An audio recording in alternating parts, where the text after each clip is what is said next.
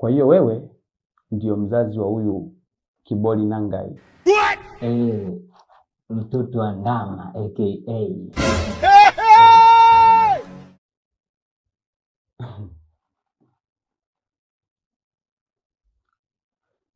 Hivi mko serious kweli nyinyi? Ina maana sisi tunachekesha. Ana utani huyo.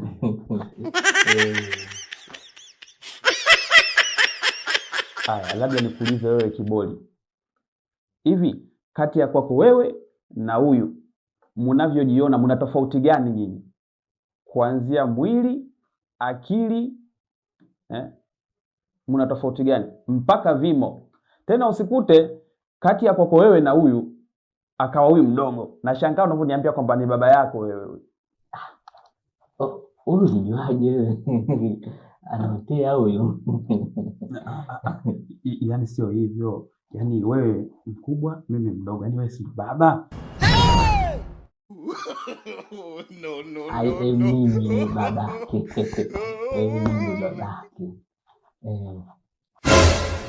Sawa. Sasa mzazi wake huyu ameapply vyuo mpaka sasa hivi anafanya kazi serikalini. Ndio ninachokitambua mimi. Ina maana kwamba huyo lazima atakuwa English anaijua vizuri. Naomba nikuulize maswali mawili in English. Kama utafanikiwa kuyajibu hayo hapa, nitakuwa sina shaka na wewe. Alafu na wewe tabia kunileteletea wauni hapa. I say.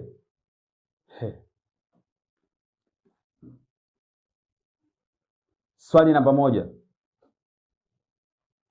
No smoking. Hiyo ni kila mmoja apite kwenye njia yake. Nimebatia.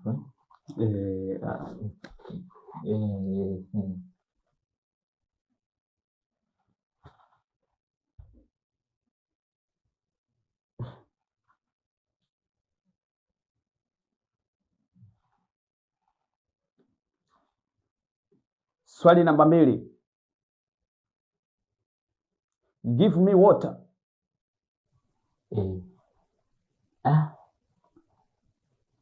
Give me water. Hiyo